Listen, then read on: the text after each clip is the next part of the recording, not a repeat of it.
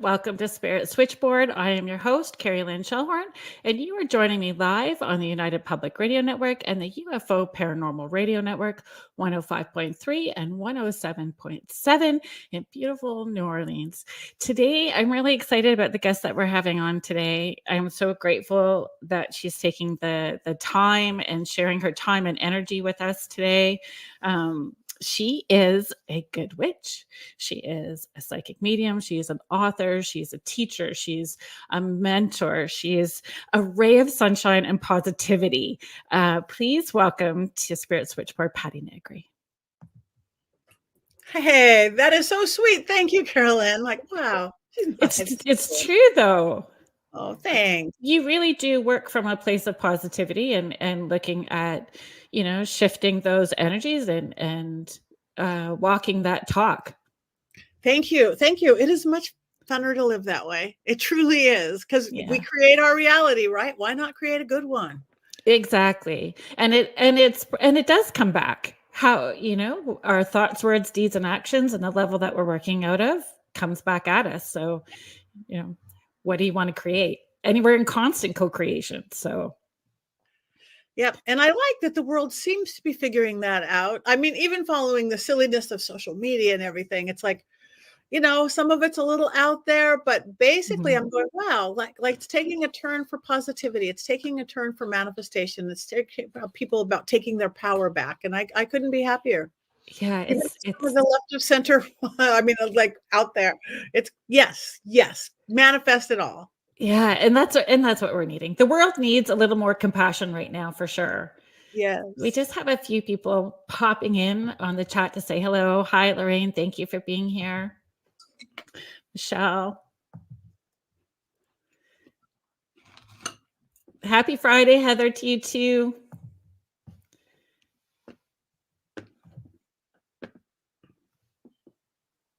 Oh, yeah. Yes. Hi, Joanna. Thank you for being here with us. Hi, Jody and Kathy.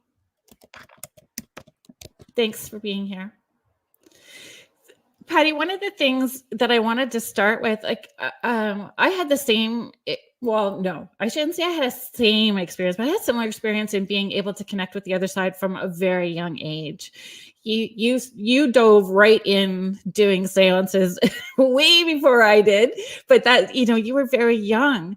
Like what sort of advice or encouragement would you give to parents who do have young children who want to explore the paranormal or talking about having, their children are having those sort of experiences? What kind of advice or encouragement would you give those parents? And that it's encouragement. I was lucky because I do think kids have the gift. I do think kids, all those imaginary friends are not always imaginary, and some are, and that is great. We need to develop that right brain imagination. That's what leads us into our gift of intuition and psychic ability and even mediumship. But it's not just who's your imaginary friend. It's like, ask them about it, inspire them.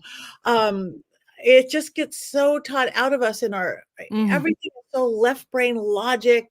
We put all of our thought process and reading, writing, and arithmetic, which we need. But it's like, even when they took art out of schools, their reading, writing, and arithmetic scores went down. We have to have that creative. And so if your kids have special friends or see spirits, or I see grandma in the corner, believe them, ask them about it. Let them know it's not scary. I completely thought that everybody could see spirits. I just thought it was completely normal. And that wasn't taught out of me. My mom, and most of you go, yeah, grandma did that too. Who are you talking to? Yeah, grandma did that too. Okay, well, yeah, this is my friend over here. And then literally I was kind of obsessed with talking to the dead.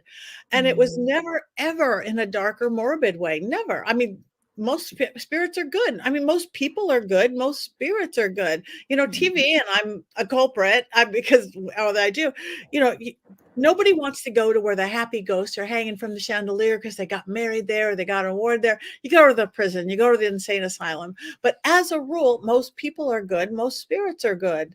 Yeah. So I was obsessed with it. So I literally did do my first seance. I was somewhere between 7 and 8. I just so wanted to talk to them. didn't really know what a seance was. But I went into my little hallway where there were no windows and stuffed towels under the doors and realized I didn't know any dead people. So I'm like, Marilyn Monroe and any movie star I heard of at 7 or Yeah. 8. And the room, the little windowless, lightless room filled with orbs and lights and shadows and spirits. And thus it began. I think How that's that great. we can control this. We can communicate with this, and studied it ever since.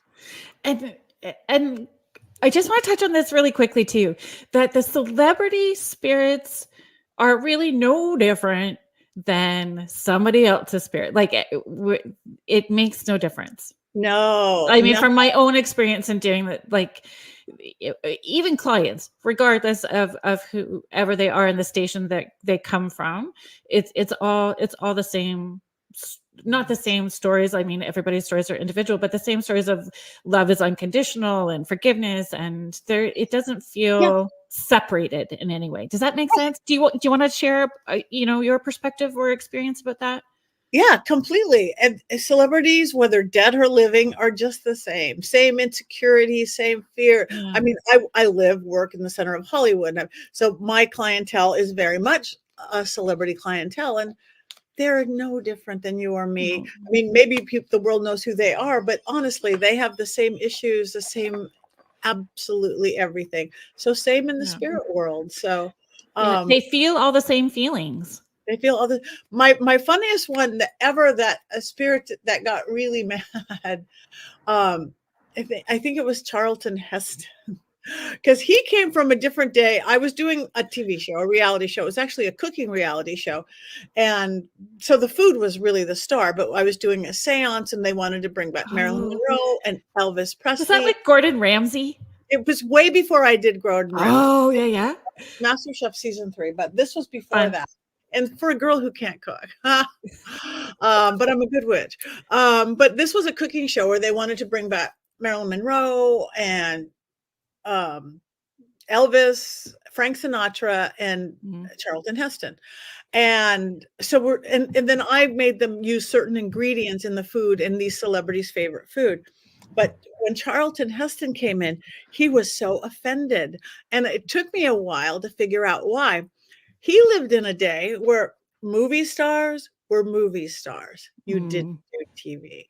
TV stars were TV stars. You were not movie stars. I mean, reality, the bottom of the barrel didn't even exist. So all of a sudden, I am calling Mr. Movie Star Charlton Heston to do something cooking show on reality television.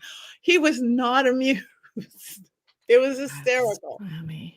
Hysterical. That's so funny. Like, I am a movie star. You're not going to cook my famous osobuco or whatever it was. Did he chill out after? I mean, no way. No, he left. He left the building. It was like, okay. You're the same. People are the same. When we die, we're not suddenly enlightened. We're not suddenly all knowing. I do believe almost all spirits do have a higher perspective, though. Literally, like maybe higher because you're in the heavens looking down. So a lot of the petty stuff, the little stuff that we think is so important in this life, you see the big picture, and it's not okay. It's okay that you didn't make my funeral. It's okay that last phone call I was grumpy. Yeah. They don't care about. They get the higher perspective, but other than that, they're the same. Yeah. Yeah. And I think it's us, well, the ego in that we have here, right? And we lose that, hopefully. Heal that on the other side, right? For some, for sure. Could you talk about your perspective about, or share with people the difference between psychic and medium?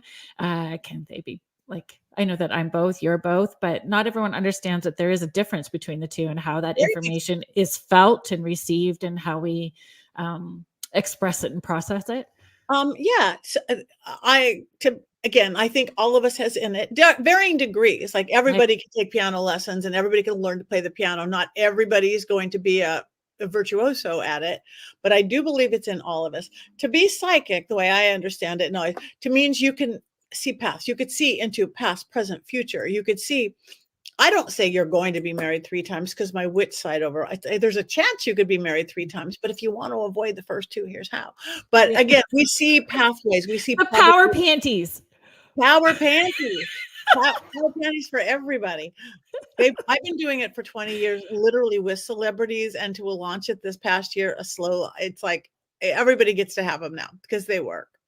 I'm so sorry that I'm a squirrel on Red Bull and went sideways with that, but I just think it just makes me laugh, and it's so true. But we'll get to that in a second. You can we'll just keep going with. So anyway, to be a psychic is somebody. It's like I see pathways, probabilities. Right. I can see into past. To be a medium means you can communicate directly with spirits on the other side. Now, in my experience, not all psychics have developed their mediumship, but mediums are all psychic. Again, I think everybody can develop. Everybody. Hi, Lorraine. That's funny. I heard it before I got married. Me too. I'm on number 3. Had I been my own psychic, that first psychic who said, you're going to be married 3 times when I was like 9 years old. It's like, I live into it. You live into it. But neither here nor there. But that's funny, Lorraine. So yeah, a medium, we can speak to the other side. Again, I do think it's something we can develop, but they are very different gifts. And I teach people in my school who are you talking to? What is your communication? I think there is a spirit language, and everybody's is a little different. Some people clairaudient, clairvoyant, clairsentient, claircognizant, all those things. But more than that, visual sigils, ways of working. You have to learn your language of spirit. Oh, when my left shoulder goes like this, that means this. When, and the more detailed we can have our personal language, the more we're going to communicate on all areas. And that's the key, personal language. It doesn't have to be the same as everybody else's or what was written in a book, because you're individual. So it can be different, and having fun exploring to find out what your spirit language is, right? Yeah. So, and it's great. And your truth is worth over any truth. Like, okay. The taking out of me, taking into like spell working, or red candle is passion, a pink candle is love, a green candle is money or healing. But if for you, a purple candle is what love is, then a purple candle is love. Again, that's your languaging. Yes, there is truth to the red creates passion and the pink creates it, but it's learning your truth is where you're going to get your most deepest and accurate truths. Right. So how important is intention? Everything is intention. Without intention, there's nothing. Everything, your intention. Again, and explain. I don't think people really understand what intention is either. Like for some people do not understand intention. I think that it's a word, but they don't understand the energy behind it. It is everything. Okay, I would say intention. My intention is to get a job. My intention is to talk to spirit. It's your desire. It's your will, and it's how you focus it in. It's that laser beam focus. If you're just going, all right, I'm doing spell or magic or whatever you're doing, and you're not. There's no intention. There's no faith. There's no belief. I am a big believer in that mind, body, spirit that 20,000 books are written about. Even my book. We know we will never, ever, ever surpass our own belief system. We can't. We just can't. If you don't think you can climb that mountain, you're not going to climb it. If you think you can, those are the people who do. My body, you got to get off the couch, take action. Spirit, that's the part that people don't get. That seems less tangible, but that's the battery that makes it happen. That's literally whether you do it through faith, go to church or temple and pray, or you do it through manifestations and affirmations and vision boards, new age, or you do it candles and herbs and oils. You could look at everything that you've accomplished. Anybody of you out there can accomplish that you've accomplished. You've believed you could do it and that you deserved it. You've gotten off the couch and taken action, and then you had some spirit or magic or faith behind it. The stuff and that's intention. And the stuff you haven't quite got to, 1 or 2 of those things need tweaking, either your thought pattern or belief in it, or that you're not taking enough action, or you don't have the battery that makes it go. You switch them and you get them. I broke the odds beyond lottery wins. All those things I do are to test it. The WipeOut, the Master Chef, the America's Got Talent. It's like, what is something I absolutely have no business doing? I'm going to do it. But some of that is destined, and then we have free will as well too. Like I used to do hair, and I tried doing and I was very good at as a hairstylist, but doing all those different things. But doing this job as a medium and as a career, it just kept coming up in my face. There was no option except to step into it and just allow it and move with it. So when you start flowing with what you need to do, you understand intention and free will and energies, and it's magical. Yeah. No, believe me, this is not what I would figure I was going to be doing. You had a lot of hats. Can you share some of that journey with us? I wear a lot of hats now, besides my own personal career, besides still being on Ghost Adventures a couple episodes a season. I'm with Ghost Finders now. I'm one of the 3 owners of Paraflix Network, Paraflix streaming service, all paranormal. I am one of the 3 owners of University Magickus, an online, very affordable spirituality and magic school. I tour constantly, about 30 trips this year. I'm getting ready to go to Arizona, then Romania, and then Pennsylvania, and this all within the next month, and then Texas. And then I sell power panties. No, and I tell people about the power panties because hold on. Wait, I'm not going anywhere, but I'm going anywhere. It's all good. Power panties. Okay, going in. It works into the mind, body, spirit. Since for 20 years now, again, I work with celebrities, and it's like, okay, you've got this very special audition or whatever you're doing, or a politician, and you're feeling weak, or you're not feeling whatever. I want you to wear this. I mean, think about the most intimate part of what you wear. It's your panties, and it's down there on those base chakras, right? Intimate. People don't have to see them, or they can see them. And I'm like, okay, picture this. I work with sigils a lot. I love sigils. I work with sigils all the time too. Color, and I work with intent. So I would be with these celebrities going, okay, picture get this color panty. Picture this sigil. I draw out a sigil. I create a sigil for them. Now here's a little 30-second spell, breath, intent, all intent. Okay, with this, and then do it. And now that we have print on demand, now if you need protection, love it. That is my favorite sigil, Helm of Awe. It's a rune. It's that 8 cross. I don't go into scary, scary haunted places without it. Maybe you're looking for love. Write it on your butt. There's a love sigil right there. Maybe you're looking for more power. We have men's, and these sigils, there's magic in the sigil. Are you feeling this? Are you getting this? Are you paying attention? Power panties. Be your witch. If anybody wants it, you can go to pattinegri.com, and just for you guys, 25. If you say code Patti, Patti, 25% off. It's the cheapest success. You want success. We've got money panties. But I also funny after line. But these work. Somebody just bought like one pair, and they had such good luck with them. They bought $1,000 worth. That is a lot of underwear for because they're not expensive. And with code Patti, 25% off. She bought them for herself, for her adult son, her adult daughter, and they are covered. Ha! So there's so much that I want to say about this. So the first time I saw you talking about the power panties, I just about busted gut laughing because it just was like the most perfect thing ever. And my grandma, she was like 4'11", tiny little Scottish lady.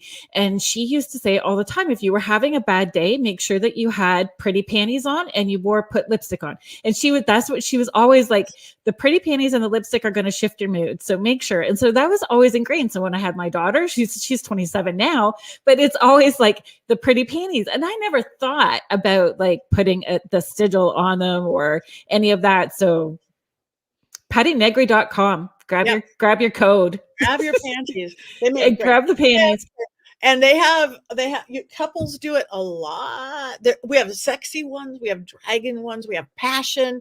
Who doesn't dragon ones? Bring it on. Dragon. Yeah.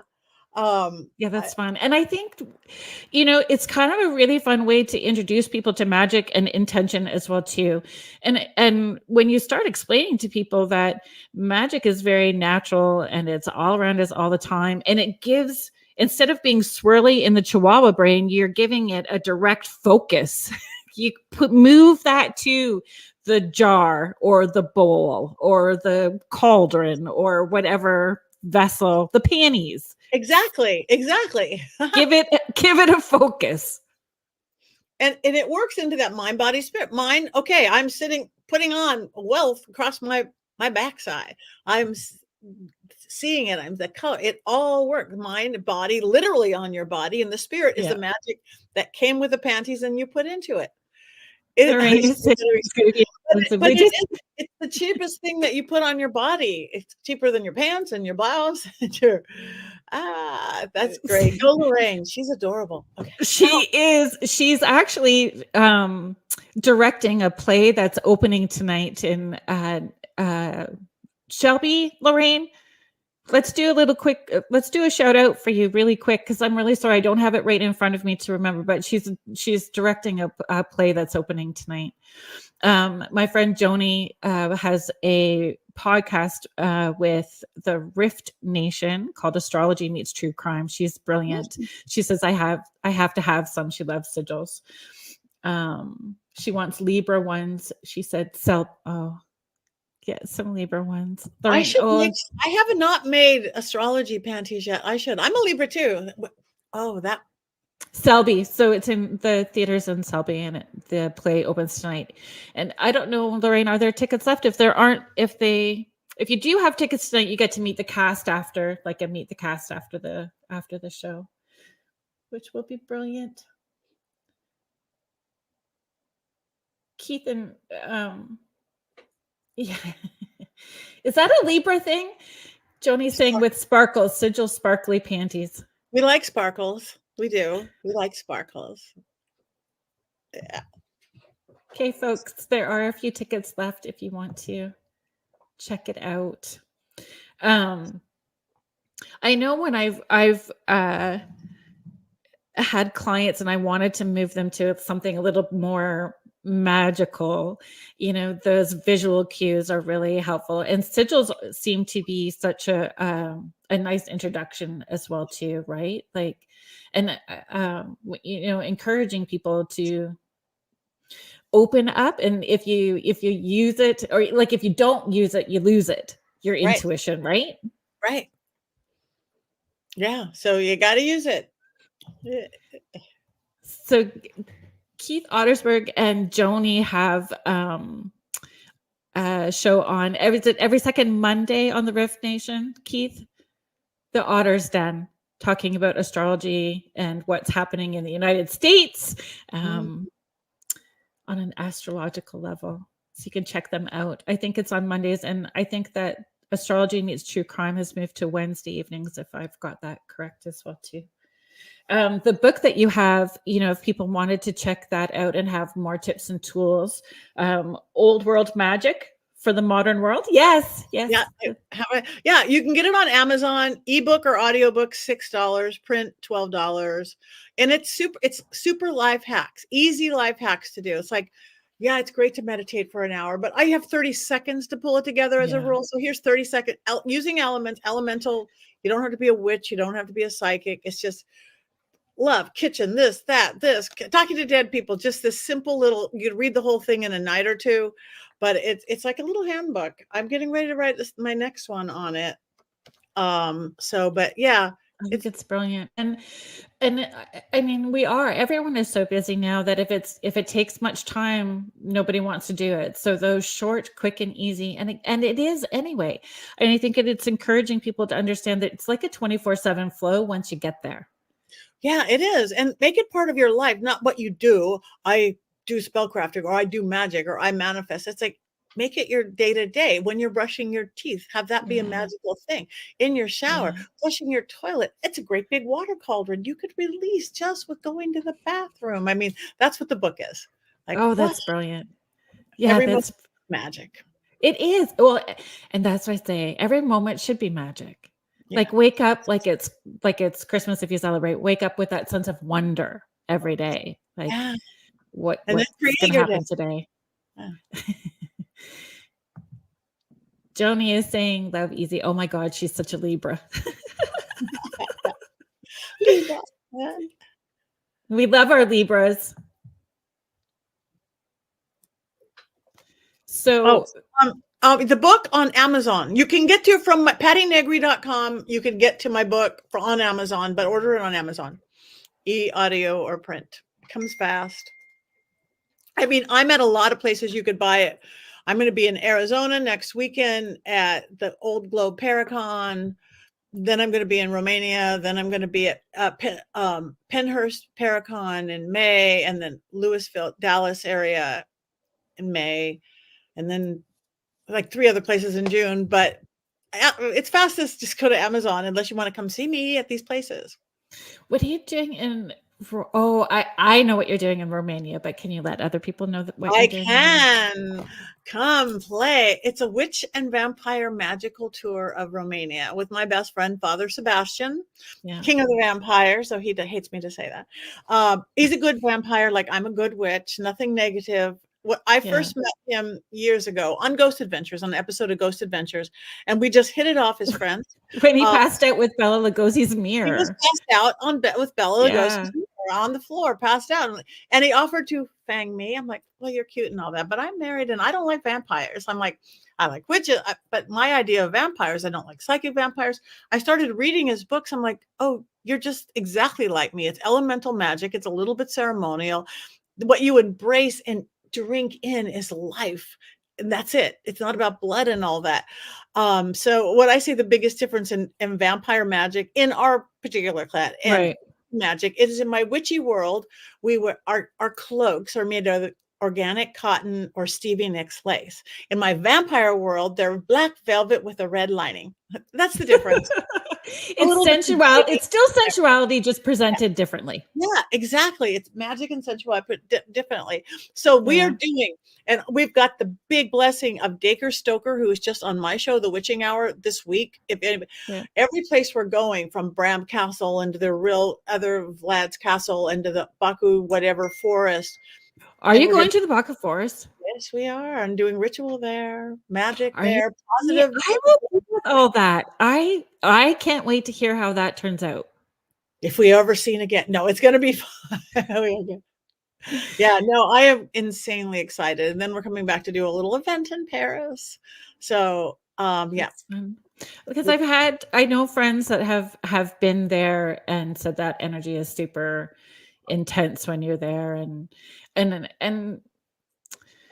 let's talk about fear then. If we're going to talk about those like sort of places and doing rituals in those places, people I love hanging out in cemeteries, pioneer cemeteries, old cemeteries, walking around cemeteries. And I have no problem using a spirit board and doing whatever and talking to the spirits that are there. And I know what my intention is and opening and closing the doors properly. That's everything. But let's talk about fear. Fear is my favorite subject, because when you change it's fear, this changed my life. Fear can freeze us in our tracks, make us not make that phone call, not have the conversation we want to have, make us not live the life we want to live. Or fear is $1 million industry in a town where I live. Fear, people pay money to watch scary movies and scary TV shows and ride roller coasters and do adventure travel to Romania. So why not the same fear that's like, I'm so scared and I'm going to ride the roller coaster. I'm so scared I'm going to go on a paranormal investigation. I'm so scared, but I'm going to have that conversation with my lover, spouse, parents. As soon as you flip, the thing that freezes you can inspire you, that adrenaline of fear. If you focus into positive, everything changes. I'm not going to get into my whole story. I don't need to. I was a victim between age 15 and 30. Health issues, serious. I was told by the time I was 30, I'd be dead by 50. And every autoimmune, my mom took a drug when she was pregnant, blah, blah, blah, a whole big story. But I lived in fear, and I'm going to die early, and I can't have children, and I have all these diseases. And at 30, when I got this, you have a brain tumor and you have cancer. And I went, I'm not going to get sick anymore. I'm not going to be a victim anymore. I completely stopped getting sick at 30. Everything went. And so at 50, and I just I've given up on fear, and it became inspiration. So at 50, to prove the world, instead of being dead or in a wheelchair as promised by medical industry, I went, well, I want to prove the world. I do live in Hollywood. I want to prove the world that we can do anything we believe we can do, and we can Yep. conquer our fears. I go, I'm going to do the world's hardest obstacle course. So I beat 100,000 people and got on WipeOut, the big balls, those scariest. And I kept going through it where I physically should not have, emotionally. And literally beat everybody. When I got there, it was like months of auditioning. I got there and I saw, it's like, oh my God, this is like a 50-foot drop into a burning bowl of fire, water. I'm afraid of heights. I forgot that. And I'm like, it took every bit of my fear to going, this is the scariest thing I have ever done. You could die here. And it took every bit of my gumption not to get in my car and drive away. But I did it, and I did it, and I faced that fear with such inspiration. And it was the most painful, scary, cold, empowering thing I had ever done. I did it. I got to that bullseye, and after that you go, I can make that phone call. I could be my truth. I can step into my magic. I could step into that spotlight. And then I want to prove, like, oh my God. Okay. All right. I want to prove that that wasn't a fluke, that I did this physical thing I shouldn't done, beat the odds by a billion. I want to do something else. I'm in Hollywood. I can't cook. I got kicked out of home ec. My husband won't let me in the kitchen. I'm going to cook for Gordon Ramsay. I'm scared to death. I don't want to. I don't know what saute means. I don't. So I did the whole witch thing. I used positive magic. I didn't wish anybody bad along. I mean, you do good and you do good. And everything I put out came back.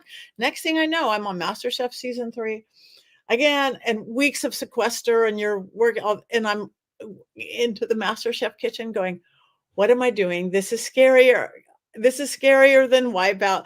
I'm going to cook for, Gordon Ramsay, Joe Bastian, and Graham. I'm like, I'm going to run. I'm not going to run. And again, I did it. And most empowering.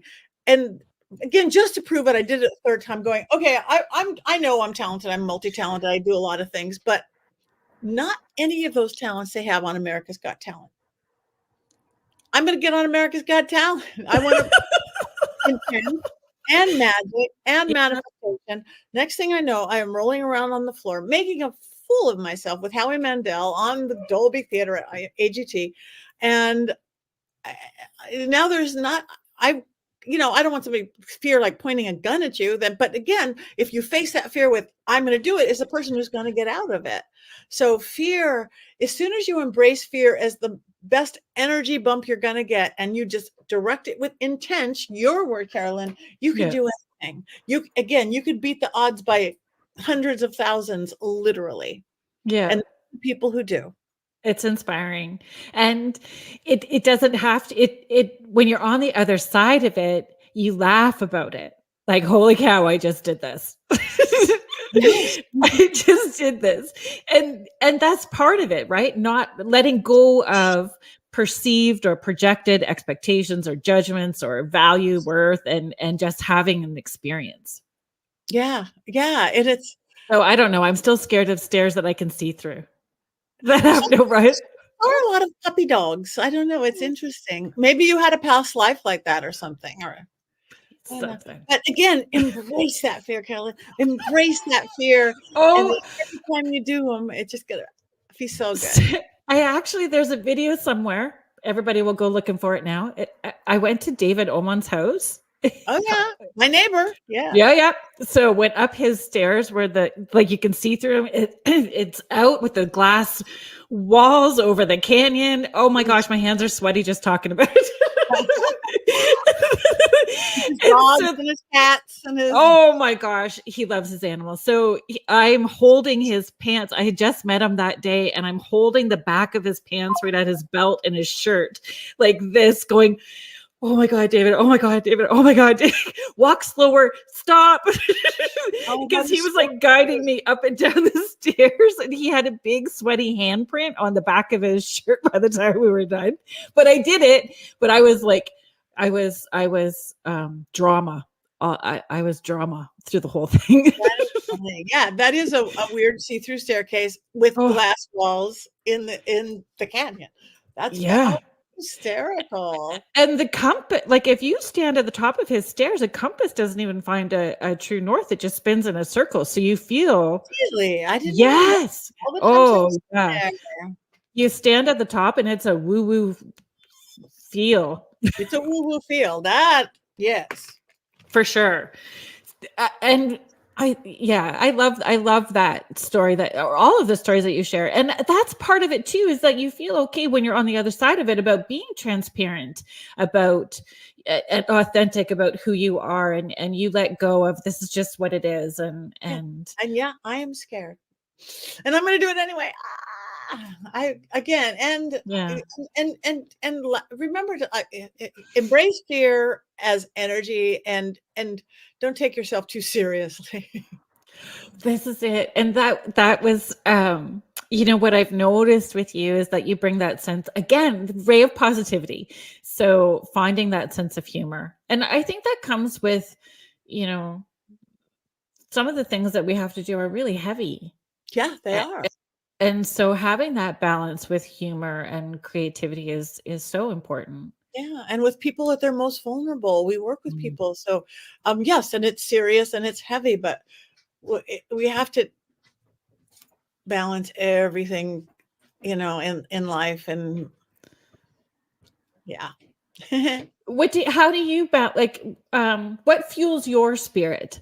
What recharges you? What Well, I am an elemental girl, so I have got to get outside, and I am grateful and lucky enough to live in the Hollywood Hills. My house is a regular little 1920s bungalow, but I have a third of an acre with little Mm, portals in this wild, big, beautiful backyard. But wow. even with that, I go up. Literally, I live right under the Hollywood sign, and right above my head is Lake Hollywood. It's a big man-made reservoir in the 1920s. It's the best view of the Hollywood sign. It's beautiful. It's a Wow. 3.5-mile walk or run around. We do a workout every day. We count the turtle. It's not a working reservoir, so it's not chlorinated. So we count the wildlife. We count the turtles. We feed the deer. We nursed a sick coyote a couple weeks ago. Wow. And that is my sanity. I start when I'm in town 6 days a week. My first thing in the morning, rain or shine, not heavy rain, but light rain like today. No thunderstorms. You cannot be standing on a dam in a thunderstorm, as rare as they are in California. But hot weather, and that grounds me for the day. Then I'm going to go into Right. my crazy, often 20-hour day. But that starts me, Matt. It's just nature. It's and I find if you don't do those things that grounds you or balances you, then you get grumpy. I get grumpy. A little bit grumpy. It's that off balance, and right? Like what you need in order to get back into center. And if we don't stay in that place, it makes it harder for us to do what we do, right? Yeah. To show up for people. Oh my gosh, we're just going right through these. I have a list. I was trying to make sure that I wrote everything down, because in my ADHD scroll on Red Bull, I was scared I would just pepper you so quickly. So I made sure that I wrote everything all out really quickly for you. Biggest influencer mentor. My biggest, that put me on a magical path.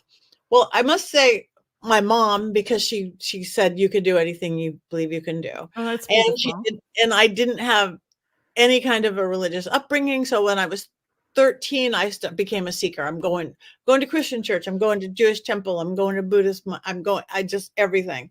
But I think in the 80s, when I was really young, when that whole big Wicca was taking place, because I was sampling all this, I would, again, we just weren't raised with religion. My grandfather was this big, famous philosopher, psychoanalyst, Hollywood dude, atheist, practically evangelical, humanist, and atheist. So God was a dirty word. But I would drive by a church or a temple or a mosque or a park and see this energy and I'd want to go in. Oops, sorry. That says muted. I'm so sorry, everybody. It says muted. That's okay. I think sometimes spirit's going to do whatever they want to do. They're They going to, wanna do what they wanna do. So, yeah. anyway, so I was, like, 13 when I think I wanted to go to some typical Christian church to see a really cute rock band, those Christian rock bands of the day, and I was like, I almost 'cause it would have been easier, can I go to a rave than can I go to a church? My mom go, "You can do whatever you want." That's when I became a seeker at 13. Wow. But then I went to some Long Beach Women's Spirit, which was a Wiccan in those 80s. And I went, oh, these are my people. Oh, nature, worship nature. I worship nature. Tree is who I talk to, spirits and everything. And then my path has taken many, many turns. To say I'm Wiccan anymore would be such an understatement. I've Right. worked in pretty much every belief system and different pagan paths. But I think what discovered me in to an elemental magical path is Scott Cunningham books. He is still where I will send people first of all the beautiful books out now. And I'm now new Llewellyn author, something coming out. But you want to know basics of earth magic? And he died in like 87. I got to meet him Oh. once. I will still the beautiful, sweetest, simple, because I'm about simple and easy, Scott Cunningham books. And then I think my teachers, then I went and teacher, he's deceased now, but he married or handfasted my husband and I. George Derby was one of my early teachers, and I met him here in Hollywood. And then Griffin Ked, he's actually a traditional witchcraft guy here also in Los Angeles area, has a shop called The Green Man in Mm. North Hollywood, and I That's studied with him for years and years and years. But I study with everybody. I just take it in, take it in. This works for me. This one doesn't. I need to tweak this one, and get my pot gets so full. But that would be my big Scott Cunningham, rest in peace.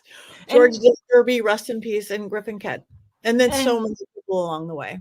and how humbling is it to know that you are on somebody else's list for being I a I that mentor and inspiration, right? This is such that nothing makes me happier. I did a past life regression class last night and teaching them again, because they're students, a lot of them are working professionals, how to properly lead people and not people. And then we did it and just was seeing, or when I'm doing, not even at my school teaching, I'll be doing, say, a mediumship guy like we do. And I'm at a college. Do a lot of college. I work with so many young people because all my YouTube stuff and my YouTubers and stuff. I From teens, all my awesomeness TV to early 20s. When I'm doing a college mediumship and I see little light bulbs turn on in these beautiful young minds Yeah. going, wow, I don't have to be a victim, or wow, I can create my own life, or whatever, under the guise of we're doing a Halloween time mediumship gallery, and they're taking their power, they're seeing this thing. That is that is the biggest joy I get. I'm grateful. I'm thankful every day that I do get to go to places like Romania and Texas and everywhere in the middle. But me is being able to inspire somebody to them take their path, inspire. I don't care what your path is. I don't preach any specific path. Even in my Yeah. school, I have 20 teachers, all different paths. That's We don't awesome. want to say we are tried craft with it. I have Catholic priests, exorcists, and werewolves, and my vampire partner. Yeah. Um, but that is my passion of all the things I do is, It's teaching. yeah, And inspiring. I agree, and I think watching people feel empowered and that aha moment is so brilliant. It's brilliant, especially when you have people that will come in saying, I'm a dumb as a stump, I can't connect, and then you go, are you sure? And you see it.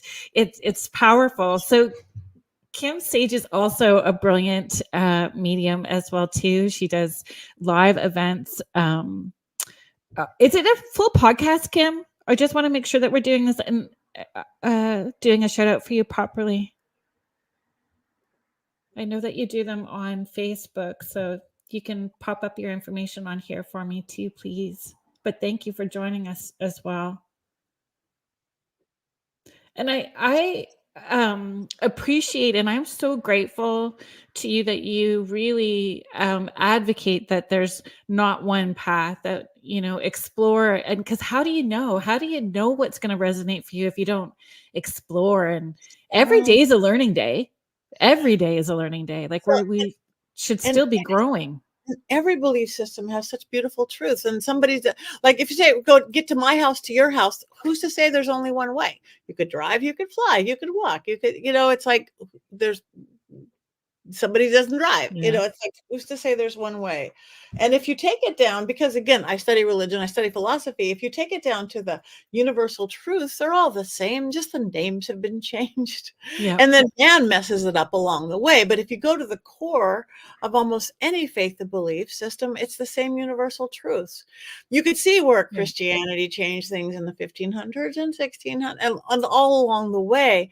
But if you go to those core truths of any philosophy, it's just different templates put on top of basic universal truths. So find one that works for you. Some people want more direction. Some people want less direction. The only thing I don't like is when somebody says this is the only way, because who are you? Are you the one and only God that you're claiming this? That's when people see the bottom of my shoes when I'm running away. Like, and I would never claim to be an expert because we're still learning. Hopefully, we're all still learning. Do you have? Donna's just asking, how do you have peace in your head? Can you turn off the energy in the room? Yes. Oh, yes. Peace in my head. I'm the queen of the on-off switch. When I was a little kid, because I saw spirits, and the only thing that's bad of being gifted as a kid is I still have to sleep on my face. And when you hit a certain age, you're not supposed to sleep with your face squished into a pillow, but I can't sleep like this still. Is it a satin pillowcase at least? I do, but it doesn't really. It's horrible. I'm like this. It's like everything you're not supposed to do. But I was a little kid. I used to walk around with my thumbs just jammed in my hand. That was my off switch. And people say it's like sucking your thumb, but with your hand. People are like, why do you do that? I don't know. That was my off switch. So now I literally picture an on switch. On makes it, because in the craft, it's like you want the more delineation. If your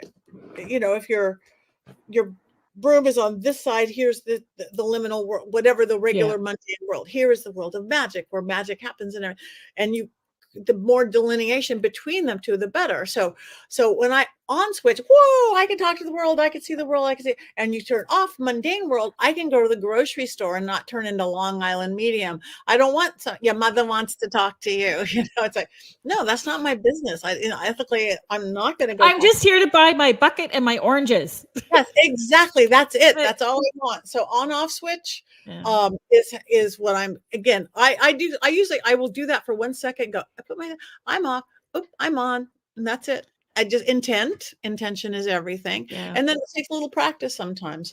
And then I have these little clearing of the head. I have these little 30-second exercises that really change everything for me. Working elementally, working mind, body, spirit. It's like, when you're not as happy as you could be, or productive as you could be, or conscious as you can be, we don't want anything phoned in, asleep at the wheel, by rote. Just go, okay, the biggest issue with all of us is that we're out of balance right now, because the world's out of balance, the planet's out of balance, the country's out of balance. We've gone through this pandemic. So put yourself into the 4 elements that everybody knows: air, fire, water, earth. The earth is who you are. Oh, that's Carolyn. Oh, what a wonderful woman. She's gifted this and that. Oh, that's so-and-so. They're funny. You're north, working in elemental, whatever's in the north is the system you're working. So north is earth, south would be fire. So who you are, and then what drives you, your passion, creativity, who you are, what drives you, there you stand. But where we get off balance is west and east, like an airplane going like this, like a ship going west. And the elemental compass is water, our emotions. 60-70% of our body is water. It has to flow, can't be stuffed down. Emotions, thoughts, whatever, judge, whatever, water flows. East is air. Air is attached to breath. Air is thought pattern, focus, clarity. So who we are, what drives our emotions and our thoughts. Where do we get off balance most? Our emotions and our thoughts. What do we need more than anything to survive more than a few minutes or a few days? Water and air.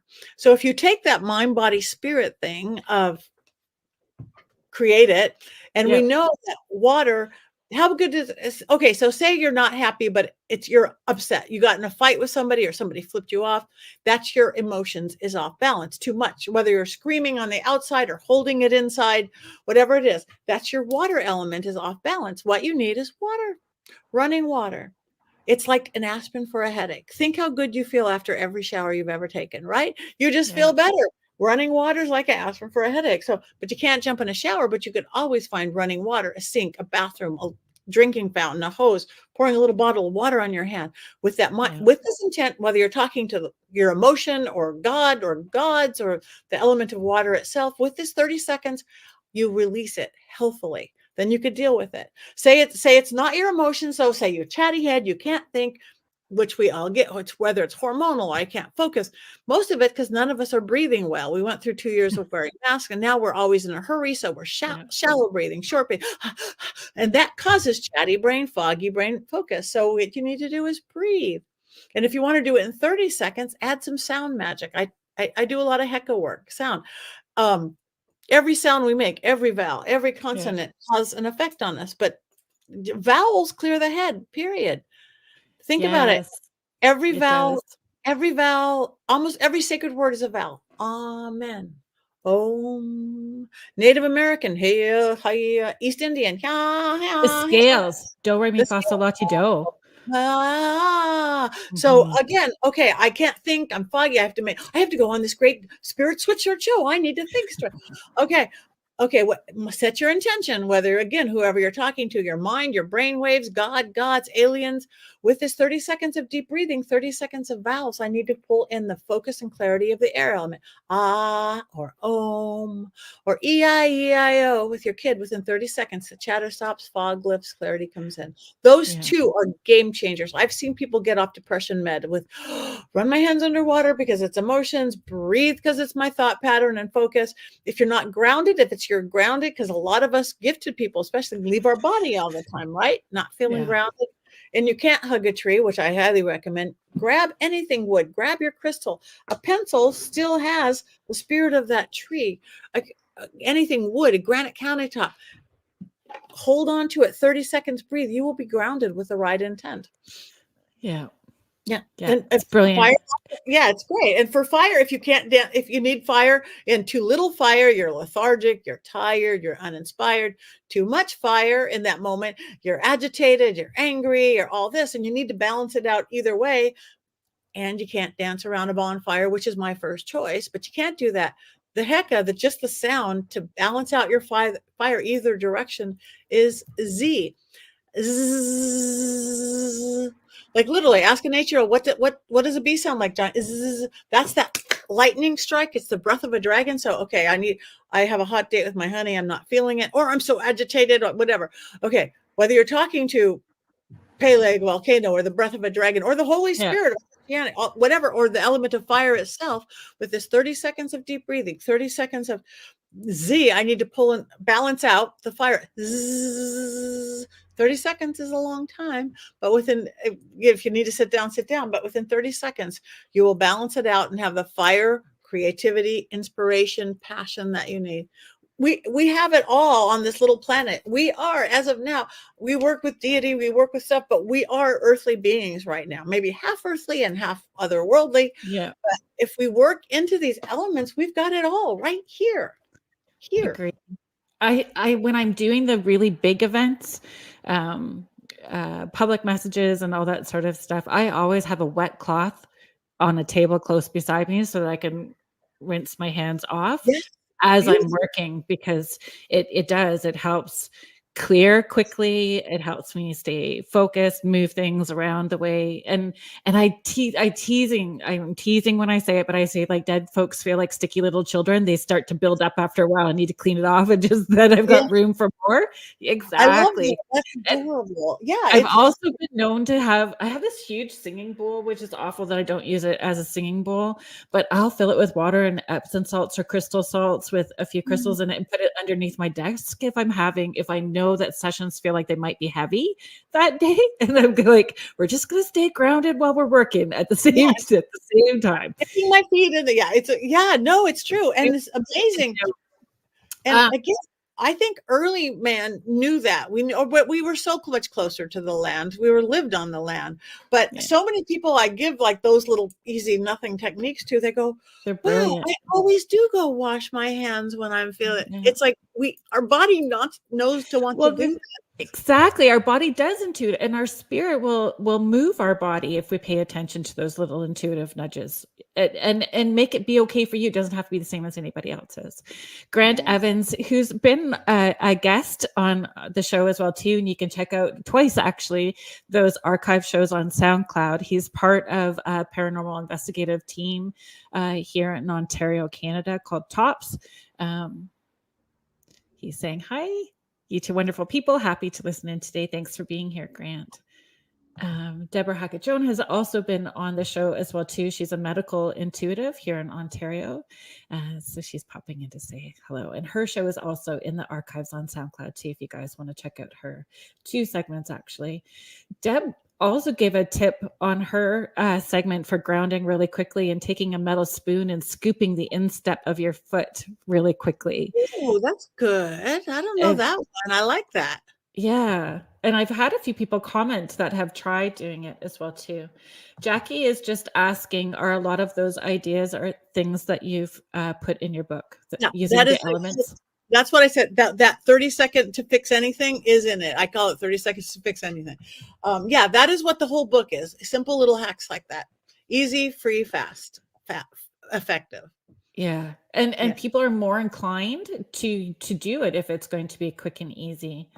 Yeah. Hi, Anita. Happy belated birthday, Anita. I hope that you had a good day and everything is going well. Contessa is just saying, I just started using the spoon to ground. That's brilliant. Thank you, Deb, for passing that on and teaching all of us that.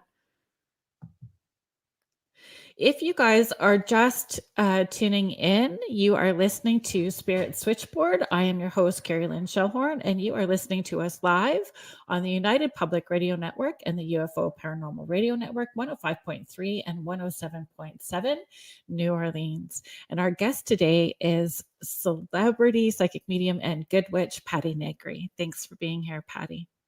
Thank you. Thanks for having me. I'm going to have to go pretty soon because I have to head down to Long Beach. But so exciting to see you. Thank you. Audience you have. This is awesome. Thank you. Before I know that you need to leave relatively soon. Do I have time to ask you one more question quickly? Yes, 2 more. Okay. Yes. Fabulous. Okay. So seances are like my favorite thing in the world. I love seances. I love that you do seances. Do you have a tip that you would give to people to prepare for a seance? Like what kind of things would you encourage them to do in preparation for a seance, or how to be open-minded? Yeah, many of them. But for a real simple one, mine's kind of, again, just kind of born in me, Victorian spiritualist style. Again, really set your sacred space. Set your space wherever you're going to be. Even if you have to do it, you're just arriving to a location to do it.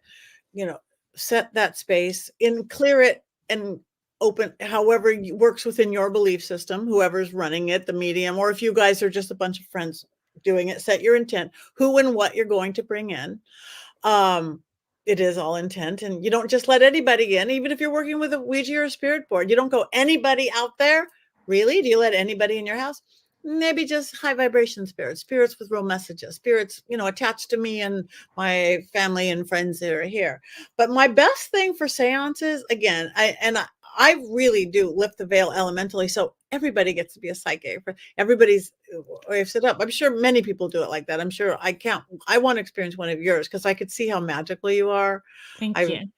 I love doing them. I added table tipping for the first time last week in the seance for the group that came, and it was wild. I had never done it before. I had never till last year.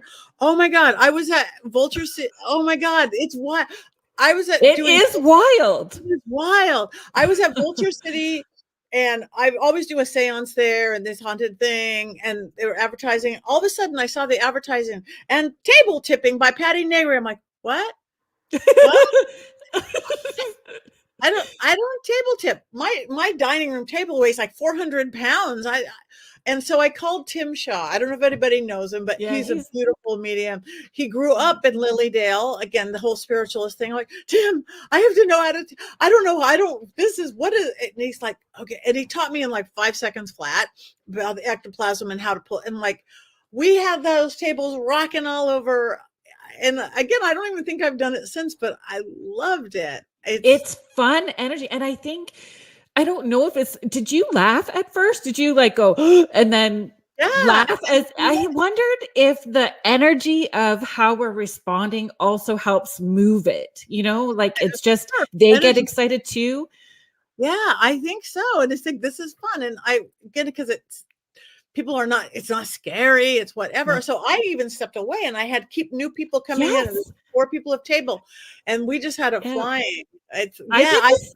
I did the same, because the guests that came for the seance, sometimes I know like that you and I, because we're working at that elevated place, that's our intention. We're working on our personal healing as well too. So it comes up.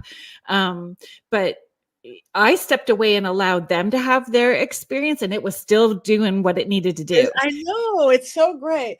And it walked and tipped. So Yeah. I'm just going to get this quick. Contessa was asking, what is table tipping? Table tipping. Literally. Literally. We used a wooden like TV table, just like you can use a card table. And you just get everybody put their hands on it. I got everybody to we did a visualization while our fingers were on it. We did some breath work. We did some tonal work as well too. So we just raised your vibrational level, however, setting your intention.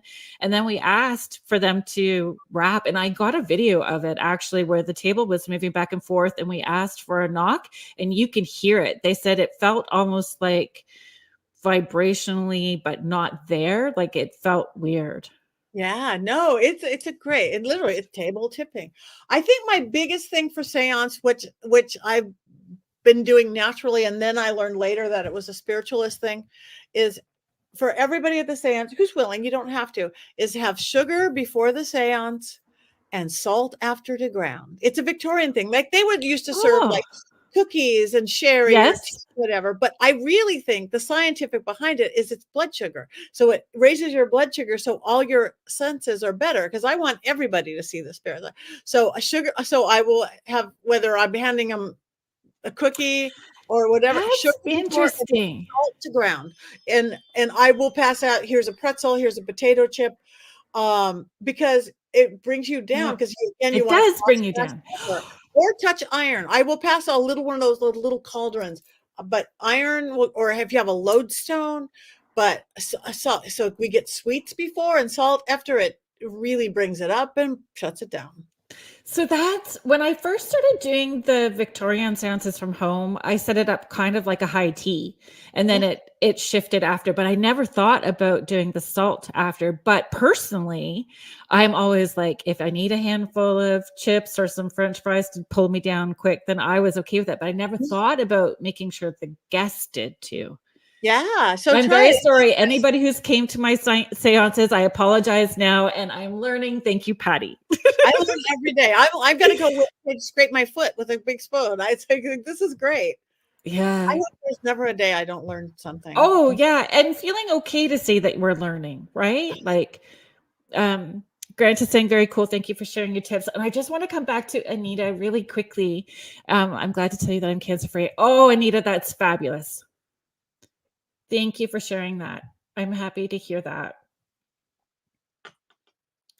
The same, and being, I think for people who've never experienced a seance before either, it's just being open to, it's just focused spirit communication. Yeah. Yeah. It's focused spirit communication. And it's a beautiful thing. Yeah. And it's messages of forgiveness and positivity. Those messages that they need to hear, amends sometimes, any of that kind of stuff. Yeah. Jasmine, I appreciate you being here. Thank you for being here. We're not giving out messages today. It's not that kind of show, but I do appreciate you being here.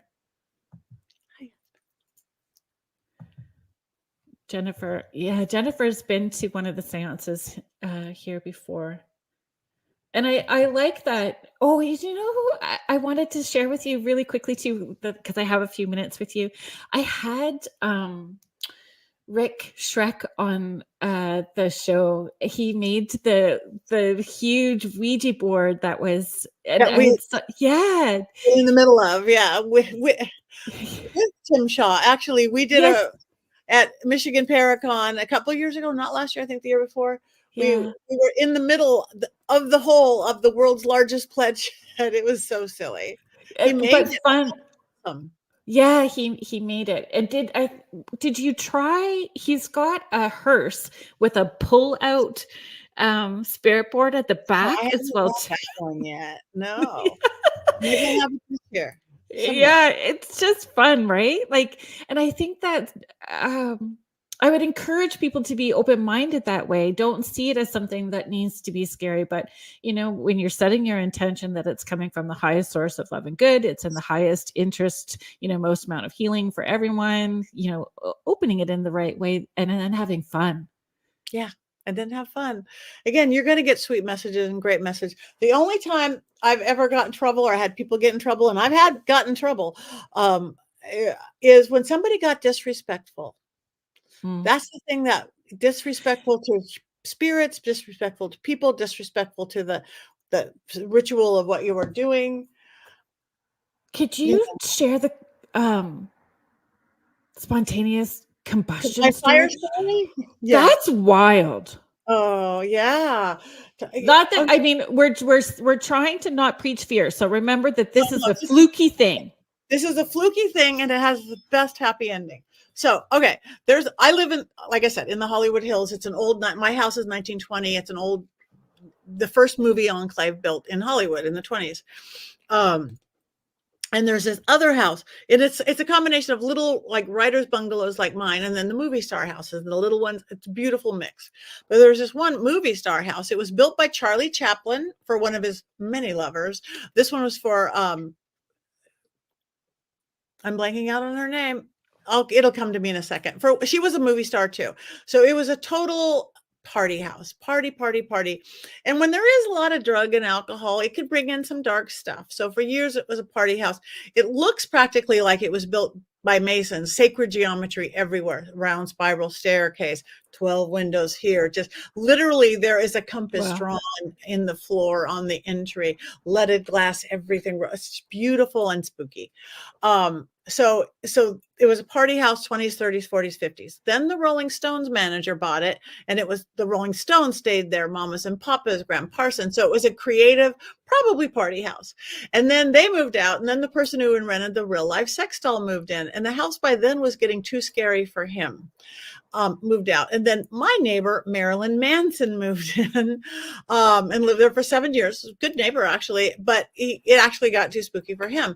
Anyway, we were there at his house and they were doing a documentary, the Mary Astor house, doing a documentary about this crazy haunted house in the Hollywood Hills. And one kid, and it was young people around. Oh God, haven't you noticed that when people are past puberty, but not too far in the 20s, energy is so strong. Their life is so strong. Yeah. So whether Currently you're living with one. or, oh yeah, there you go. It's like, that's my poltergeist. So anyway, my whole table was filled with that young people like that. And one kid got disrespectful. So first kind of cool things were happening. Like the French doors flew open and everybody's like, "Wah!" And the cameras would catch it. And the producer side of me is going, wow, that's pretty cool. Okay, best spirits. But this kid was getting this, and I felt the agitation in the spirit. And then that happened again. And then he said something else stupid. And there was a speaker on the floor, like you put speakers on the floor, like old school. How big can your speakers be? Your radio. And it came on. It sounded like white noise. It sounded just like a spirit box. Yeah, white noise. But it wasn't plugged in. We looked later. But everything is building, and I'm feeling it coming in. And I'm trying to keep control of the room. But we're filming, and everybody knew what they were in for, not like a private seance. And the kid said something else really stupid. It was a 4-camera shoot, so it was a pretty shoot. He said something stupid, not him, but the cameraman facing him burst into flames. Like a V up his back, like angel wings of fire up his back. And he was not standing in front of a fireplace or a candle. So I'm like, 2 cameras actually caught it on film. One Wow. camera started filming like the ceiling or the floor because you test the metal of a small room bursting into flames. And then his camera, poor guy, is facing, why is everybody screaming, pointing at him?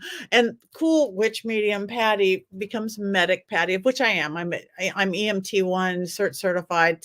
I drop and roll. I'm calling in my protector. Drop and roll. This is not okay. This is not okay. This does not happen on my watch. Spontaneous combustion. No, I'm shutting it down, shut the veil.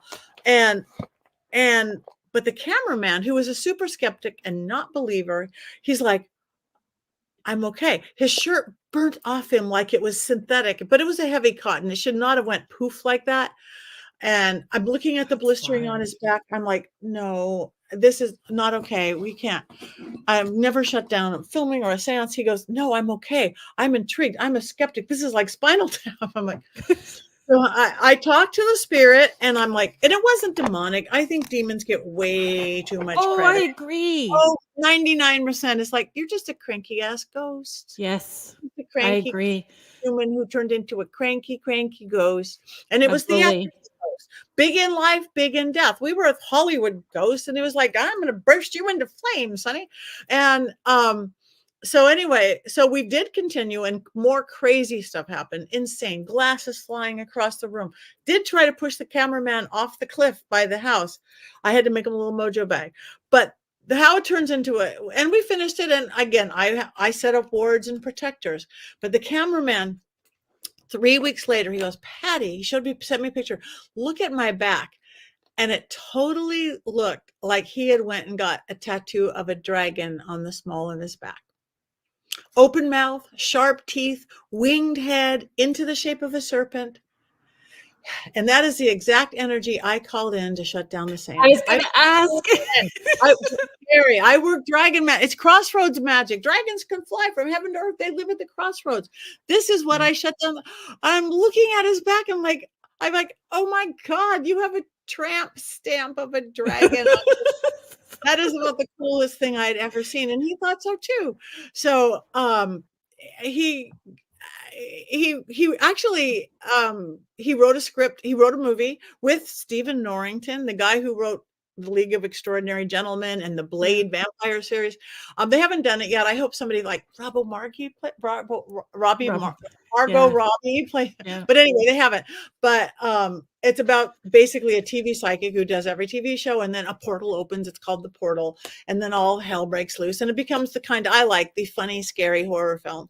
But and all you guys out here, because everybody has a YouTube page and TikTok and Instagram, I sat down with him for 5 hours, and I go, Lauren, you cannot have the actor say that on camera. You can't say that. He's like, but you said that. I go, I know I said that. That opens a portal. You can't say that.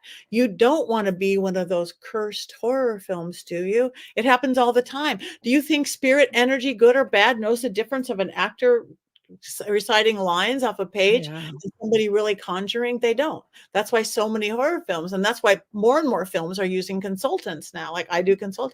It's like, no, let's change those words so they sound as magical or as spooky, but they are not going to open a portal to hell. So if they ever do that movie, it won't be haunted. It won't be cursed. It won't be. That's so brilliant. And it's true though, like that the words are opening. You're opening, and if you don't know how to close it, you're creating an issue. Alicia is just saying, I like that. Cranky ass go. Cranky ass go. You know, cranky in life, cranky in death. Yeah, and sometimes they're just bully. And I mean, I certainly have been in places on an investigation where they start yelling demon through the spirit box, but you know that it isn't. It's just them not wanting to share their space, not wanting people there. You're interrupting whatever they've got going on, all that kind of stuff, right? Right. So I more and more, even like with my seance I've talked about, I have everybody introduce themselves and say welcome spirits and say who they're, because I have each person invite in who they want, and I say welcome them. It's like invite them. Changes everything.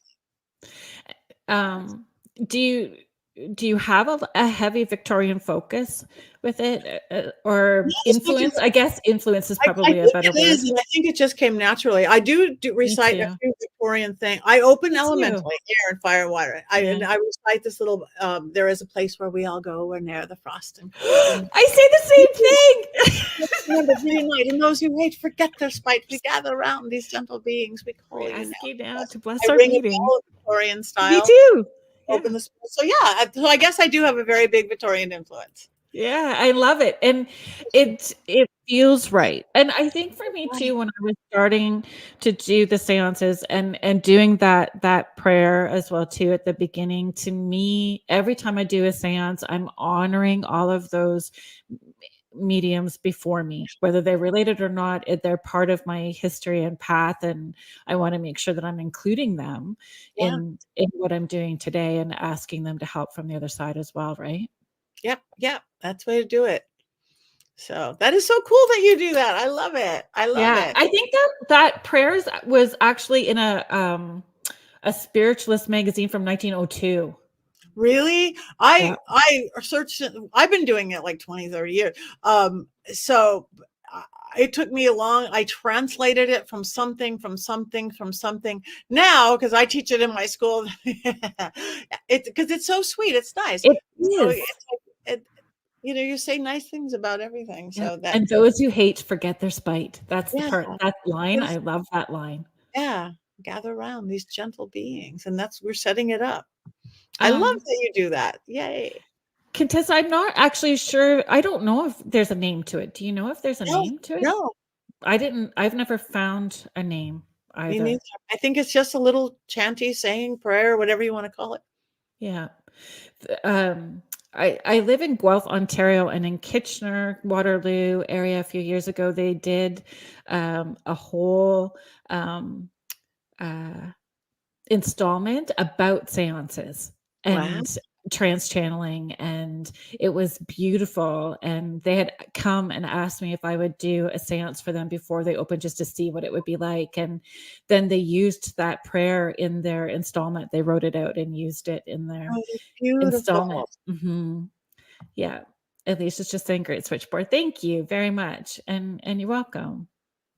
Are you feeling like it's time, Yeah, Patty? I've been I'm feeling it's that energy shift a bit. having so much fun though, but I've gotta get down to it. The longer I wait on a Friday, I'm gonna hit more traffic, but you are such a beautiful hostess. You are such a Oh, beautiful thank you. host, such a Well, I generous host, hope, and your people when are so fun, so thank you. I don't wanna go, but well, I appreciate you being here, and I'll keep it up, and I will, it says Patti Negri on the bottom, pattinegri.com. If you guys want to check out the Power Panties, the book is through the website as well too. I will just give that. thank you. And All code of your Patty stuff is, for 25% off the Power Panties or my whole what is spellcaster the line. code again, Patty? PATTI. Code PATTI, you get 25% off. And my spellcaster line, which is the same as my panties, but it's hoodies and yoga line and a whole thing. Just magical clothes. Easy, inexpensive. Yeah, I Nice. love it. I love it. Thank you Oh, so Patty much for was sharing your time and energy with all of us tonight. thank you. Thank you. Thank you for what you do and what you bring to Oh, everybody. yeah, it's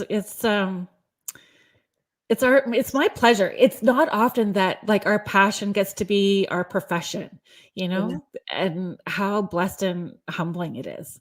It is. We are lucky, and everybody else can be lucky too. Follow your passions. Yes, follow your passion. So, everyone that's in the chat, hang out with me still, because we're going to keep talking. We have about another half hour with the show to go, and we can talk about seances. We can talk about spirits. Ask me some questions. We can talk about whatever you want to talk about. We still have about 30 minutes left for you guys to hang out with me on the show, and we're going to say goodbye to Patty. Thank you for being All here, right. Bye, and I everybody. hope that you come back again. Bye. Thank you. Bye. Bye. No. Safe drive. Okay. Bye. Thank you. Bye. Yeah. Bye.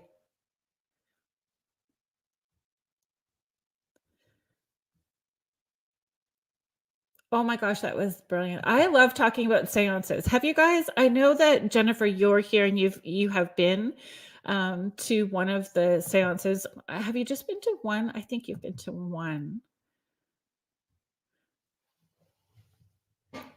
Thanks, Jackie.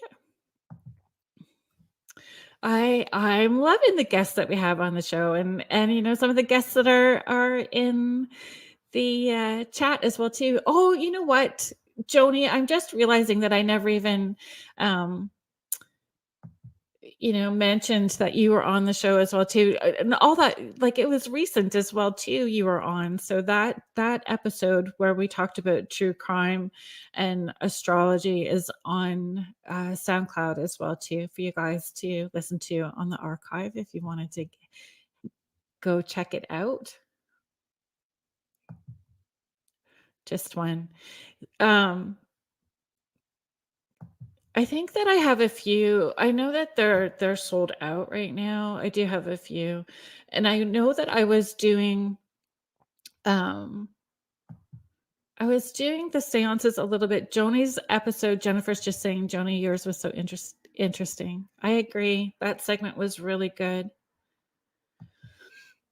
Um, on Facebook, I have, it's called Carrie Lynn's Morning Porch. So it is an intuitive development group. It's a private group. So what happens there stays there. We treat it like Vegas.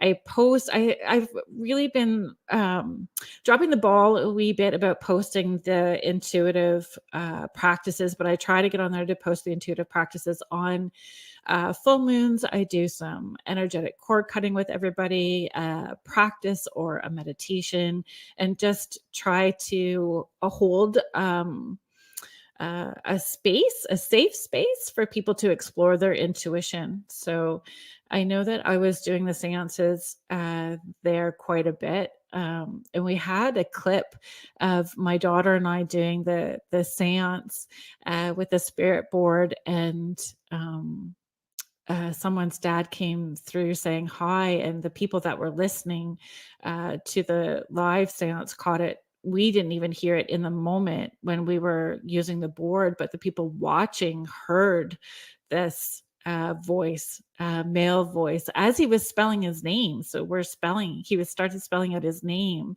and then we heard hi, and you can hear it.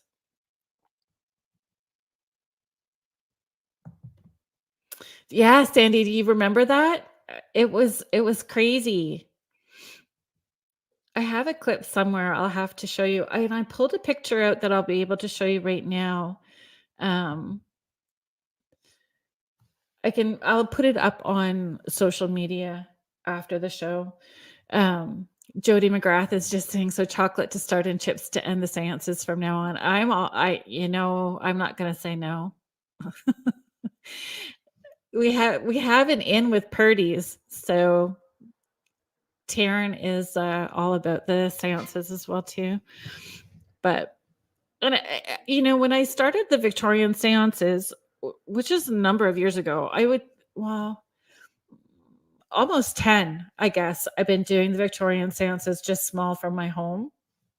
And I started off with it was a lot. I had teacups with flowers in them for everybody that came. I had tiered, it was like a Victorian high tea. I had sweets and all kinds of stuff, and then we would just do I would just share messages, and it's evolved over time.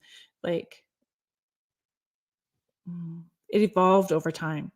Uh where I don't do the flowers as much anymore. I was doing so many seances, and I don't have the treats anymore either. Now I feel bad that I don't do the treats.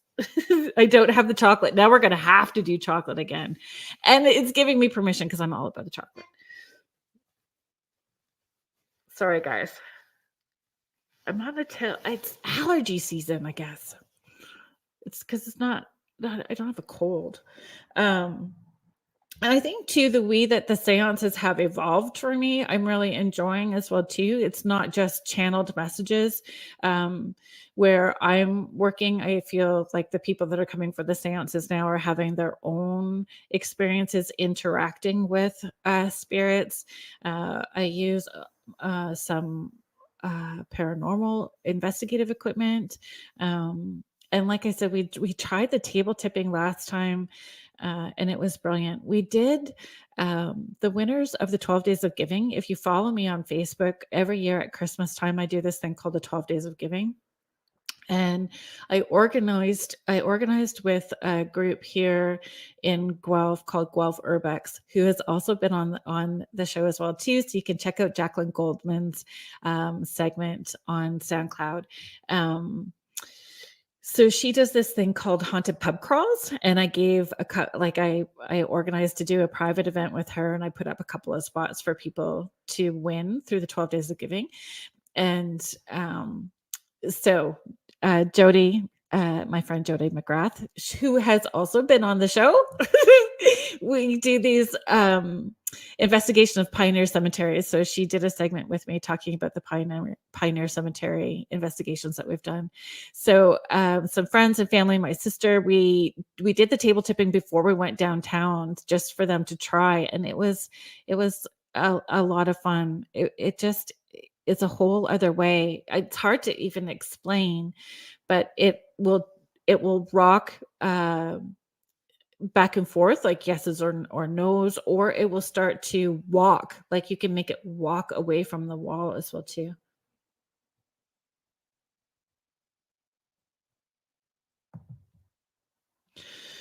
Jackie's asking, I would love to do a seance with a group. Would you always need a group to do table tipping? Could you do it by yourself? So I mean, I personally think that if you have at least two people, then, and again, making sure that you are opening and closing and knowing what you're doing as well too.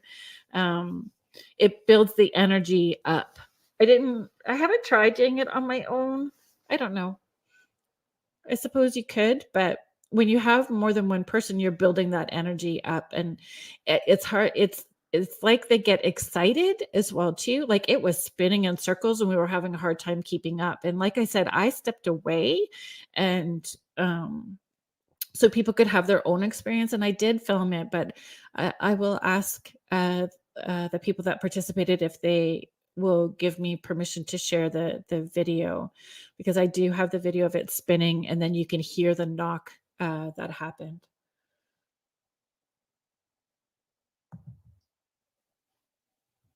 And Jody's just sharing it was incredible, and I truly think our laughter amped up the activity. I agree. I think that they feed off of that energy today. They fed off the energy of that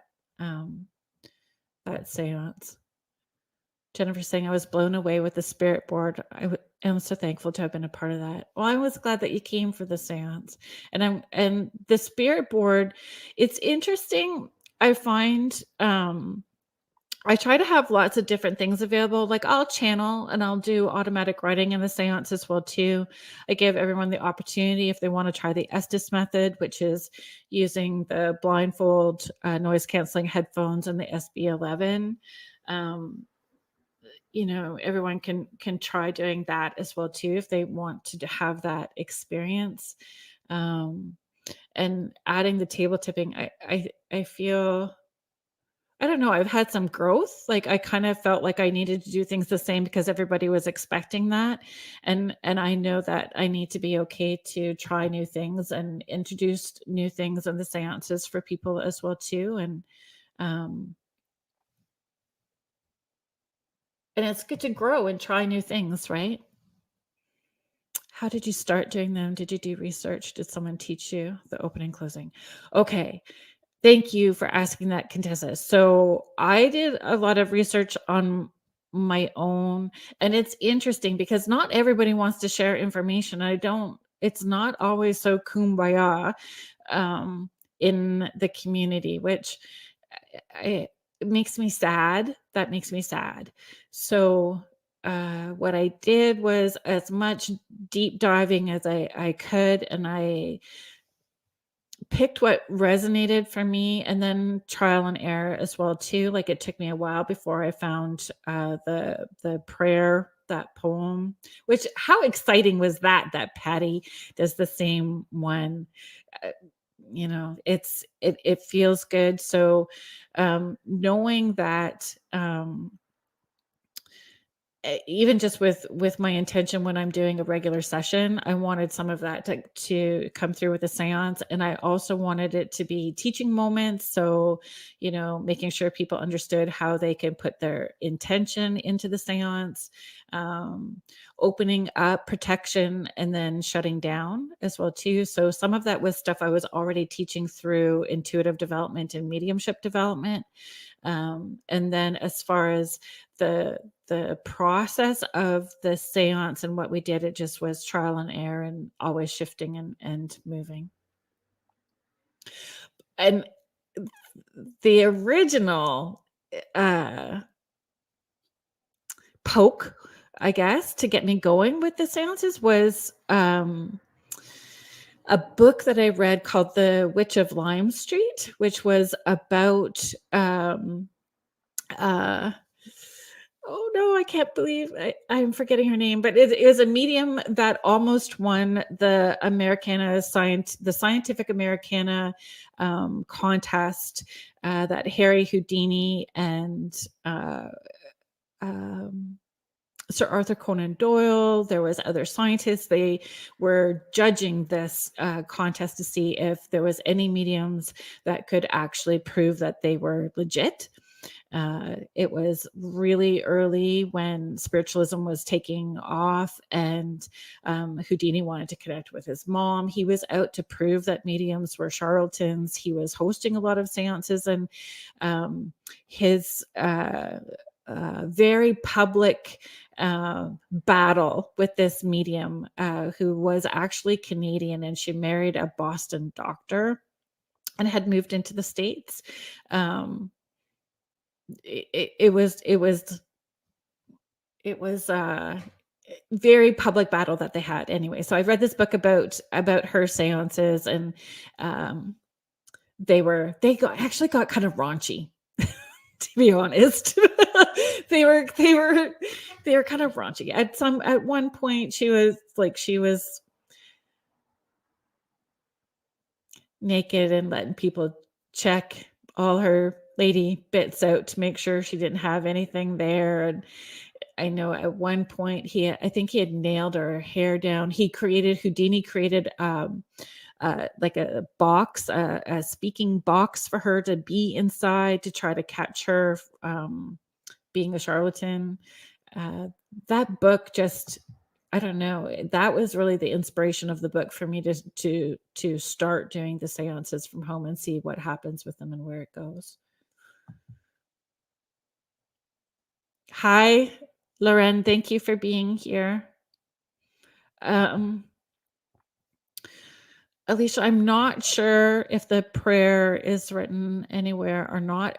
I don't know if it's in Patti's book. I can write it out as well too. Let's stick it on social media for you.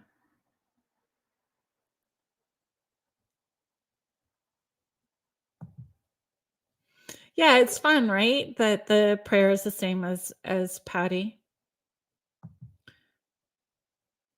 It really does set a lovely tone. Yeah, I know, right? That Houdini was very much into psychics. That was a big part. And honestly, I would love Houdini to come through in a seance. He hasn't. We've had other famous people come through, but I haven't had Houdini. Yes, Penny Dreadful. Okay, what was the book called again? Oh, for Patti, just one second. I had to write it out. Old World Magic for the Modern World: Tips, Tricks, and Techniques to Balance, Empower, and Create a Life You Love.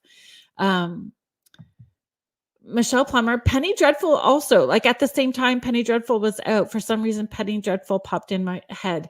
So I know that Penny Dreadful, there's one episode in Penny Dreadful where they do the seance, and she starts trance channeling, so her voice changes and she does that creepy crawl across the table. Oh, that's a powerful scene.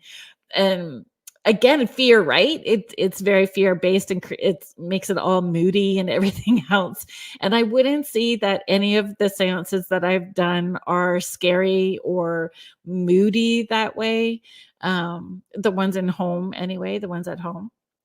Um, I had one intense experience where a spirit that had come through really needed support in crossing over. So we kind of shut everything down. I shut everything down and stopped what we were doing to help cross that spirit over. And then we cleared the energy of the space and cleared everybody that was here and grounded them. But for as long as I've been doing mediumship full time as a career, like I've only had to stop something like that, or a session, and help somebody cross over in the moment, like 2 or 3 times.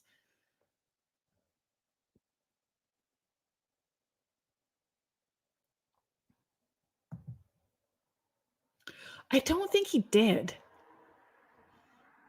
I don't think that he did. Contessa's just sharing, Penny Dreadful is my favorite. Yes. Yes. As you can see, my profile picture is Vanessa Ives. I've loved Penny Dreadful too. That scene was exciting. I agree. The spirit that I had to help cross over, it was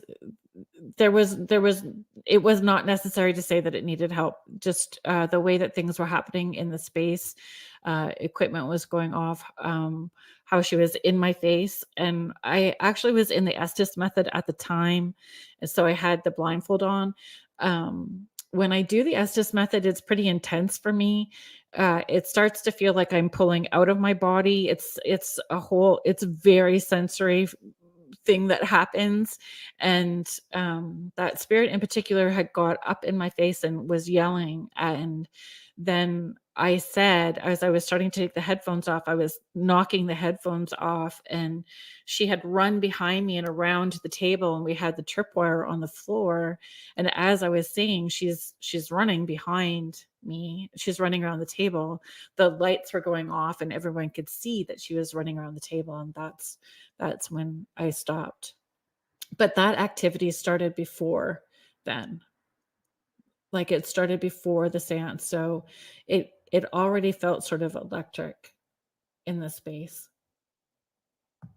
Yeah, Jody, you were here for that one. Jody's just sharing it was intense and very clear. And the minute she was helped, the space got lighter. It really did. Like, it felt lighter immediately as soon as we got her crossed over.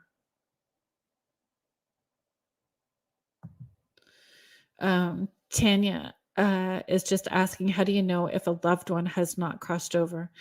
The energy, for me personally, when I'm working or tapping into it, the energy will feel thick. It will feel like trying to move through mud. It doesn't feel light. It doesn't feel as loving as it should. The messages sound like this. It will sound like muffled, or the teacher from Charlie Brown. The messages aren't flowing really fast. And again, 3, like, I'm thinking off the top of my head how many times I've done that. So in sessions twice, and in that seance once. So, like, in all that time, so really it's more rare for me to run into a spirit that feels stuck and is needing help crossing over. And I had that. I'm gonna see. Yep, there it is.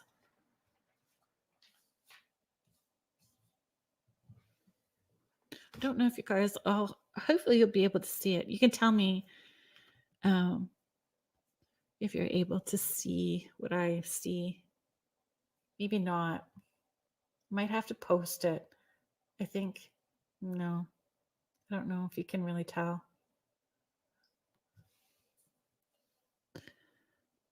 No. I don't think so. Maybe a little bit. Can you guys see? So this picture that I'm holding up is a Polaroid. And so this is the table, actually. So this table here is the table that we use for the table tipping. That's the bell. Oh, this is the bell that I use when I do my prayer, and then I ring the bell. I ask everyone to introduce themselves. I ask everyone to set their intention. Um, I'm open to you touching me. I'm open to using my energy, that sort of stuff. Um, there's a music box on the table. So the music box was going off, and then I snapped the Polaroid facing that direction where the table was, where the spirit box or the music box was going off. Um, yeah, it's not so much that it's foggy. I will try to scan it, and I will stick it on social media. I'll stick it on the Facebook page if you guys want to pop over there after. You can see this shadow, and there was no light source from behind. The room was dark. Everyone was seated at the table. Nobody was standing at the table, like standing up.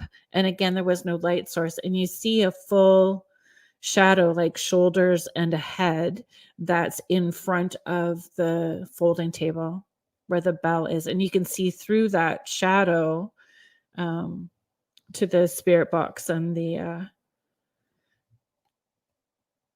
bell, which is, and it's great that it's on a Polaroid, because you can't do anything with that, right? You can't manipulate it in any way. And I'm not sure. I don't think that we got anything on, or I didn't have the camera aimed in the like the video camera aimed in the right direction with that one. But we've had a lot of really neat experiences with the seances at the house. Someone had come to the seance, and we started getting with the spirit box. It was no, how did we had the spirit board, the spirit box, and yeah, we were using the spirit board first. And it was weird because above the table, the ceiling started to look like a green swirl. And again, there was nothing on the floor. There was no candles like that were like the shining up onto the ceiling, but the ceiling started to move, and like this spot, and it was like a greenish glowing sort of color and moving, and then these kind of lights through it. And it wasn't a portal that was opening. It wasn't anything like that. But what was interesting, the spirit that we were connecting with, his name was Orion. He was interested in magic. He was interested in stuff that was, that sort of thing. And it looked like a galaxy had opened up above the seance table. It was great. It was good. And I don't think that any of the pictures turned out when we tried to take a picture of that, but it looked like a galaxy opened up above the seance table. And that his name was Ryan, and it looked like Orion, like a galaxy. It was a pretty, it was kind of a powerful experience. And I just kind of, that everything was all lined up, that he was kind of spelling his name, and that we had words coming through the spirit box, and then this thing that opened up above the table. Katessa's asking, my tattoos, are any of your tattoos sigils? So here's the interesting thing about, and I would encourage anybody, if you have tattoos, to do some research and understand what sigils are, and how you can create your own sigil, and how you can incorporate your sigil into your tattoos. So that's kind of a yes. There's some things within the tattoos that would be sigils and symbolic for me, for sure. Numbers, so there's repetitive numbers in there as well too. And again, personal stuff, like, and a lot of it around family and protection, for sure. How many babies I've had, losses and births,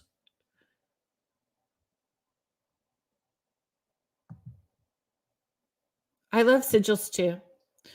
Um, we've had sigils on, like, underneath our water faucet tap, on our Brita in the fridge. Sigils we've used, like, we put sigils on our walls and then painted over top of them. We've put sigils on the floor, underneath the little throw rugs. We've got sigils everywhere. Sigils on little pieces of mirror that are facing out in some of the windows. If we're gonna get real richy. Just some extra, keeping the space clear and clean, for the amount of work that I do from home, making sure that it's good for everybody. And uh, like, if you, maybe we should do a show about sigils. We can do a show about sigils. I'll get my sister to come back on and we can talk about those sorts of things. My sister doesn't do it, but she'll be a riot to involve in the conversation. She's just, because she is funny that way, my sister. Heather is sharing, I use the sigil creation method that you taught me to make affirmations and gratitude intentions that I put on the trees that had come down for my new studio space. Oh, I love that, Heather. And it's fun when you understand how to create your own sigils. There's so much power, and then you put your intention, you ignite it, and you give it strength. It's amazing. Oh, thank you for reminding.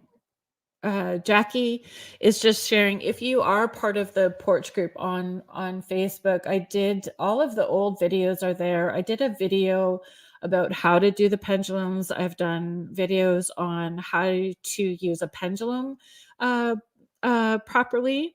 All the tips and tools, and how it can go sideways, how your body's a battery, how it's charged, positive and negative sides. So all those videos are there on that Facebook group.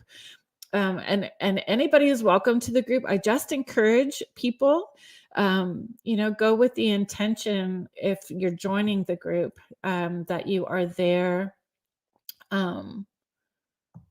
that you're there to grow and learn and participate. Engagement is important, right? Like, it's a vulnerable space to grow and learn and ask questions, and to feel like people are there just to be a voyeur makes it uncomfortable for those people who are wanting to ask questions to learn and grow. Contessa's just saying, I too have many tattoos, all personal meanings, but now I want to incorporate some sigils of my own as well too. Yeah, I think that's a great idea, Contessa. Oh, Julie, I'm really sorry but you can watch the replay after. So Julie Krause, spiritual advisor, she's also been on Spirit Switchboard, and you can watch or listen to her archive segment on SoundCloud. And Julie has a support group, a spiritual teaching, mentoring group. If you go to her website, it's there. She's also on Instagram and Facebook. She does videos as well too, and she does have a class that is coming up, or a workshop regarding intuition, spirituality, and eating disorders, something that doesn't necessarily get talked about enough, I think, or understood. So she has that coming up as well too, if you want to participate or check that out. Thank you, Julie. I like chatting with you too. And you're welcome. You're welcome. That's what it's about, right? For all of us to create a community and supporting one another. So thank you very much, everybody, for hanging out. Thanks for all the great questions that you guys asked. You guys make this very special. I'm very grateful and appreciative. Tammy, I see you, Tammy. Oh, hi, Tammy Johnson. Thank you for being here.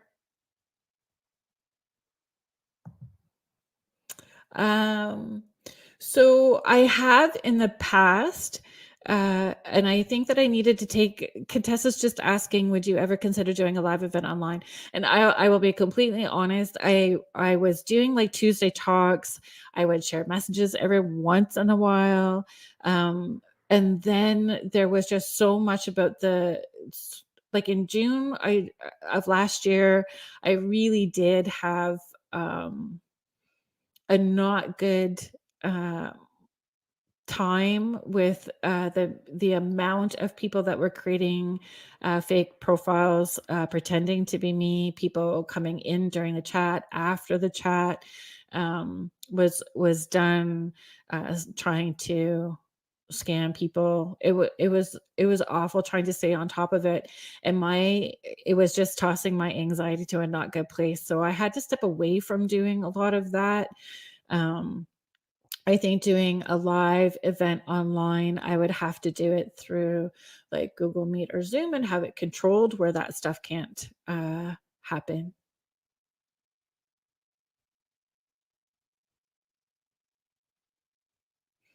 Because it was not just even like a little bit, it was overwhelmingly horrible. And people, I think once I saw like people thought that I personally was um messaging them and they were sending their money and they were not being tech savvy, even though I was trying to warn people.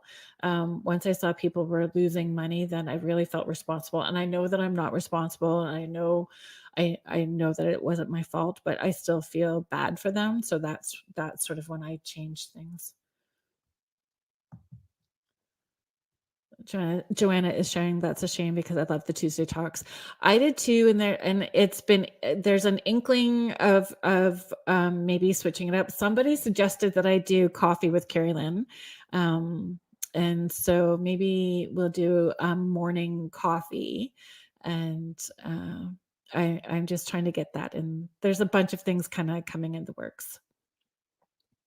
Julie, I would love that. Where did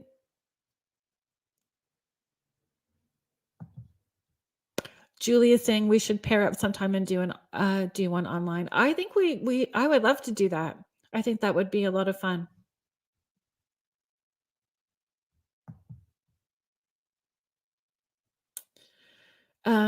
Okay.